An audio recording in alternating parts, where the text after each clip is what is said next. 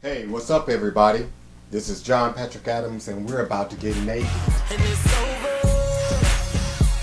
yeah.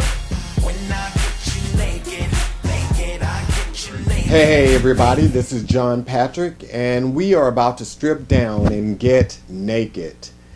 Before I go any further, I definitely want to thank Seven Sign Publishing and Carlos Harlow for creating the path not only for myself but other authors who desire to get their story out.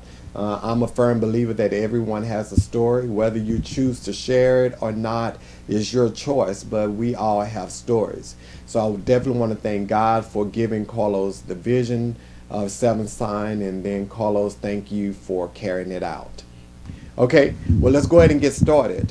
Over the past couple of weeks, I've done several book events, and I'm always asked what inspired me to write the book, what motivates me to continue to go on, and where exactly is it I want to see naked go. So I'm going to answer these questions, but before I go any further, I want to read an excerpt from the book titled "What's Your Name?" And I think a lot of us can relate to it if we're honest. I think we can relate to this because at some point we've all been called something. And whether or not we choose to accept it is up to us, but I believe we've all been called something. So here we go.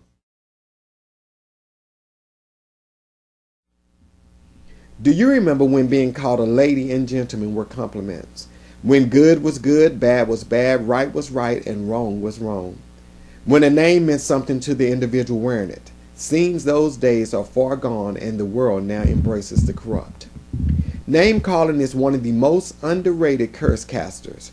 We loosely speak names on people, forgetting the power of our words.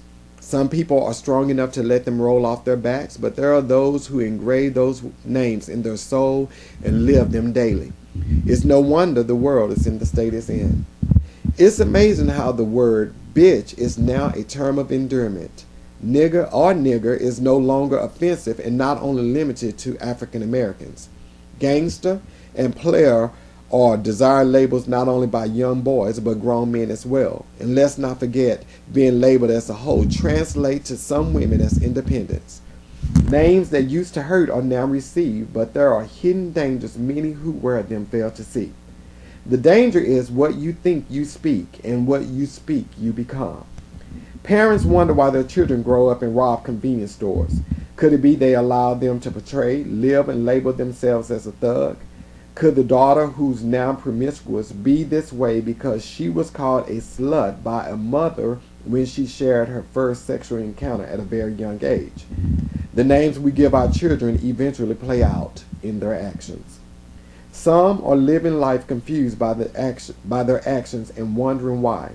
Could it be a curse cast on them by a parent, sibling, spouse, or friend? Let's take the child whose parents divorced or separated before he was born. He's labeled as a bastard and live his life accordingly. One day, his mother, who saw a resemblance of the father who left her out of anger, says to the innocent child, "If it wasn't for you, he would still be here, you little bastard." Those words are tattooed on the brain of the child. He goes through life accepting the blame and feeling incomplete because of the lack of a father. There are several scenarios of curses I could speak of, but I don't have time. But here are a few you may have said behind someone's back or possibly to their face. Names like dyke, fag, whore, skank, pimp, bulldigger, carpet muncher, sissy, tomboy, slut, tramp, fat ass bitch, motherfucker, sloppy, stupid, dumb, and the list continues to grow. There are many people who struggle with their true name. They've been called so many until it's lost in the shadow of curses. Names that devalue them as a priceless being are played out in their actions. The truth is, until you know your real name, you will accept anything you are called. So you ask, what inspired me to write Naked? Well, what inspired me to write Naked, just being transparent, at the time when I started my journey, I had just come out of a bad situation. And in coming out of the situation, I had to make a choice. Am I going to be happy, or am I going to continue on the path that I am on now, which is only going to lead to destruction?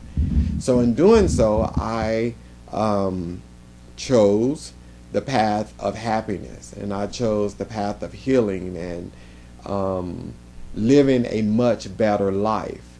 And when I started my journey, I started writing, and I started reading, and I started reading more and more and more, and trying to get to the core reason of why I continue to repeat the same situations, have the same problems, continue to do some of the same things, that were not healthy for me. So I had to get down to the bottom of it, of why I was the way that I was.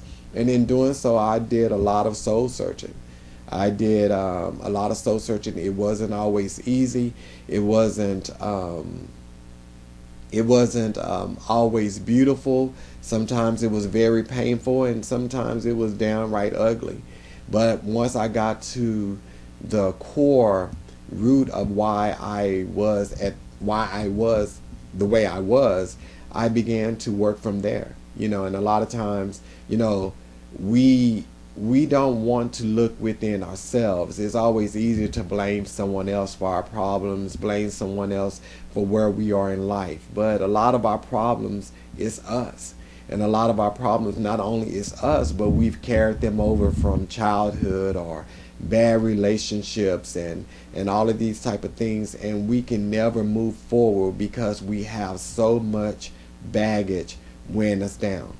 So what I did when I first started my journey, I started reading all of these books. Every day I was reading gobs and gobs and gobs of books. And I think maybe in a year, I maybe read 15 books in a year. And these were all like self-help books and positive thinking books and mental healing books, because I wanted to understand, why I was the way I was. And in doing so, you have to look deep within. And I think a lot of my problems started as a child, like many of you.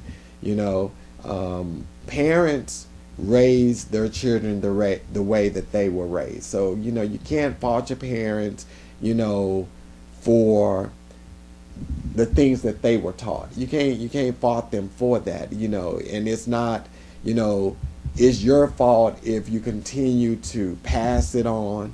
We like to call these generational curses. It's your fault if you continue to pass them on. At some point, someone has to say, I'm unlocking the chains that is continuously keeping me in bondage and passing down from generation to generation. And in doing so, like I said, I examined growing up in the pastor's house. I think standards for us was set a little bit higher than the average child. My parents had very high standards for us, and back in that day, if you are not going in the direction that your parents felt you should go, I mean, it was pretty hard. Sometimes you got whipped, all of that kind of stuff. At that time, I don't think we had punishment. You just got your butt whipped, and whipped really good, to the point that you don't want to get it whipped again no time soon. So you didn't do those things ever again.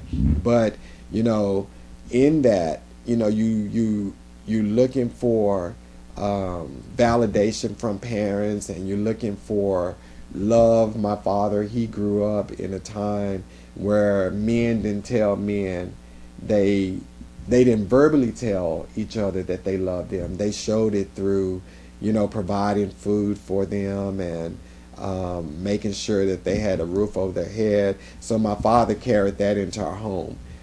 It wasn't until later in life, I mean, I was, I think like late teens, when my father first, began to regularly tell us that he loved us. And this wasn't just with me, it was with my sisters and everything. My father was a great provider, he was a great pastor, he was a great man, and I love my dad tremendously, but because of his upbringing and the way he was taught love was expressed, he brought that into our home. And in doing that, um, the child don't understand the upbringing. And then my mom's home was very expressive in love. They were very expressive in love, but that's where the emotional side came into it as well. And so when you merging two different homes, and like my mother's home was a musical family. Her family was very musical, so that's how I got my piano ability, and the ear to learn music and so forth was from my mother. So when you merge my mother's upbringing and my father's upbringing into one who is very expressive with love and appreciates music, and then the other who's not expressive with love and who only think you should work and provide, when merging those two homes for an innocent child is very, very confusing.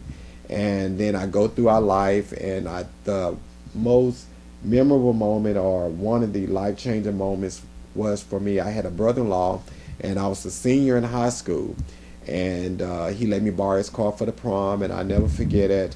I went over there, and to borrow his car, because I had wrecked mine at the time. But I went over to borrow his car, and he gave me all of these pointers on what to do that night, because he was like my brother. I loved him to death. And he gave me all of these pointers and everything of what I should do. And when I left out that evening, opposed to me saying, "Hey, Duke, I love you," I just said, "Hey, Duke, I like you as a brother." And life changed for me the following week, because he was killed in a car accident. And I never, ever got the opportunity to tell him I loved him, because pride at the time, and because of upbringing, men didn't tell men that. I couldn't tell him, "Hey, I love you." My pride was too strong, so I just said, "Hey, Duke, I love you, like you as a brother." And when that happened, I made the vow to never, ever let that, never let a guy, someone being a male, stop me from telling them that I love them. So, and it not only did it change me, but it also changed my relationship with my father, because the vow that I made changed our relationship, and he became more expressive and so forth. And then you go through our life, and you take your own experiences from your childhood and your own morals. I think a lot of times our parents instill fears, their own personal fears, and they disguise them as morals. So we are raised up thinking one thing, and then once we become grown and we go through life and we experience things on our own, we have a conflict, because we're conflicting with what we thought was right all this time, and then what we're realizing now. So you go through that battle, and I went through all of that, and I finally, I had to get to the place, and this took me a long time, 38 years actually, to get to the place that you strip yourself naked of all of those things. Strip yourself naked of the facades. I was a master of facade. I mean, I knew and still know I could have the worst day in the world, but when I get to work, you put a smile on your face and you have a great day. So I finally came to the point that I just couldn't live that way. If I was having a bad day, it was okay for me to have a bad day. I didn't have to portray to the world that everything is going perfect in my life. And once I came there, that's when I began to write. And in writing, I began to write every day about my experiences and how I was feeling at the time. And then I saw the people around me, and some of their things. And in me learning more about me, it's funny how you can see yourself in other people, and how you have family members and friends who are in abusive relationships, and they being beat every night, but they continue to go back to these people because even though they're being beat, they feel a sense of comfort and protection with that person. And then, you just look at them, and then you start talking to them, and you learn a little bit more about them. You learn that, it was other things that was said to them maybe earlier in life, or done to them early in life, that made them not feel as good about themselves and feel that they deserve much better. So they find themselves going back into relationships. So what inspired me to write the book was I want people to come to a place of healing, to strip down and be happy with who they are, and live their life in fullness and in peace and in joy, and not live based on the standards of anyone else. I think we have to come to the place that we say, I'm going to be me, and if you accept me, and that whoever you're talking to could be your parent, could be your spouse, it could be a friend, but you have to say, I'm going to be me, and you have a choice to accept me for me or reject me for me, and keep it moving. And either way, we both are going to be happy. And so what I want to see come from this book is I want to see more people living in truth, the truth of who they are. And I believe that, my truth may not be your truth, and that's fine. Everyone has their own truth because of all of our experiences are different. So my truth may not be your truth, but don't look down on me because my truth is not your truth. You live your truth, I'm going to respect your truth, and you respect mine, and we'll all some way somehow find happiness in the fact that we're both living to the truth of who we are. So my desire for this book, Naked, is for again, for people to just live in the truth of who they are, and strip yourself naked of the lies and the facades and the generational curses. And I mean, it's so funny. Generational curses, a lot of people don't even realize that they're living the fears of someone else.